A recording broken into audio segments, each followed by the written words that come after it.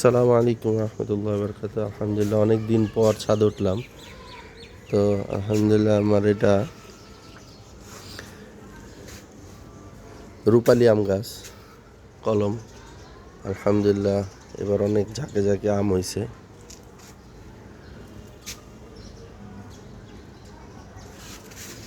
আর অনেক ছিল পড়ে গেছে হয়তো বা। যাক আলহামদুলিল্লাহ অনেক আছে, এখানে মোটামুটি 30টার মতো আম আছে। আর আমরুজের আসছে, ফুল আসছে। হ্যাঁ, তারপরে হলে যে এখানে পেয়ারার ফুল আইছে। আর কমলা ধরছে আর কি, এটা কিছু কিছু ফুল আইছে, কিছু কিছু ধরছে। এখন দেখা যাক কমলা কত দূর হয়। আগে তো বড় বড় কমলা খাইছি এখান থেকে, পরিচর্যা করতে পারি না ঠিক মতো। বড় বড় কমলা, এটা অস্ট্রেলিয়ান কমলা।